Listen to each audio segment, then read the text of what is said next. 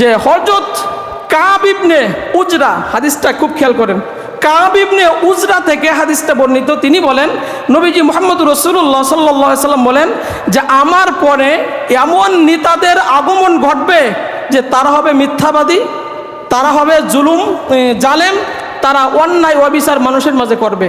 আমি তোমার জন্য দোয়া করি আল্লাহ যেন ওই সমস্ত নেতা থেকে তোমাদেরকে হেফাজত করেন।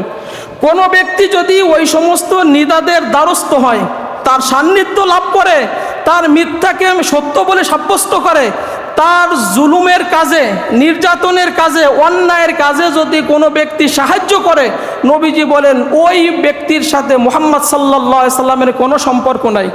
আমি যখন কিয়ামতের ময়দানে হাউজে কাউসারের পানি পান করাবো, ওই ব্যক্তি আমার কাছে আসতে যাবে, কিন্তু ওই ব্যক্তি আমার কাছে কখন আসতে পারবে না, তাকে হাউজের কাউসারের পানিও দেওয়া হবে না। আর কোনো ব্যক্তি যদি ওই সমস্ত নেতাদের দ্বারস্থ হয়, তার মিথ্যাকে যদি বলে যে না নেতা এটা মিথ্যা, আমরা কি করি, নেতা যেটা কইছে এইটাই রাইট, মিথ্যা বললেও এইটা কি বলি রাইট, তার জুলুমের কাজে, নির্যাতনের কাজে আমরা কি করি, একটু তাকে বাহবা পাওয়ার জন্য আরো সাহায্য সহযোগিতা করি।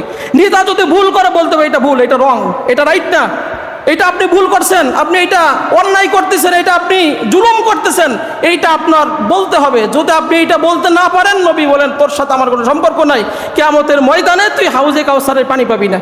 আর যদি আপনি বলতে পারেন নেতা এটা অন্যায়, আপনি যেটা বলতেছেন এটা মিথ্যা কথা, আপনি যেটা করতেছেন এটা জুলুম, এটা নির্যাতন, এটা জনগণের প্রতি এটা অন্যায় আচরণ করা হচ্ছে, আপনি যেটা বলতে পারেন, নবী বলেন কিয়ামতের ময়দানে ওই ব্যক্তির সাথে আমার সম্পর্ক থাকবে, আমি নবী নিজে ডেকে ওই ব্যক্তিকে হাউজের কাউসারে পানি পান করাই দেব।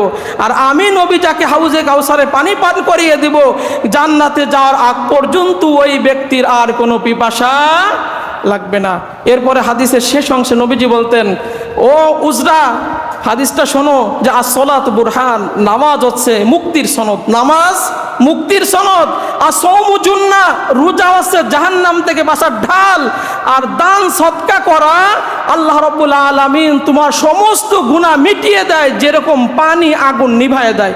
এই যে আপনারা দান সদকা করেন, মসজিদের জন্য দান সদকা আপনারা যারা করছেন, নবীজি বলেন এই দান সদকা করার দ্বারা তোমার আমলনামায় যত গুনাহ ছিল আল্লাহ রাব্বুল আলামিন সমস্ত গুনাহ মিটিয়ে দিয়েছেন, যেরকম পানি দিয়ে আগুন নিভাই দেওয়া হয়।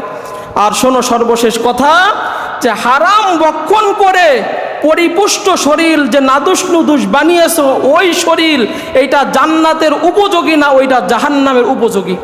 এই জন্য সম্মানিত ভাইরা আমার, আমরা আজকে এই জুলুম নির্যাতন সম্পর্কে যতটুকু শুনেছি, আল্লাহ রাব্বুল আলামিন আমাদের এইগুলো আমল করার, মেনে চলার তৌফিক দান করুক। আমরা বলি আমিন।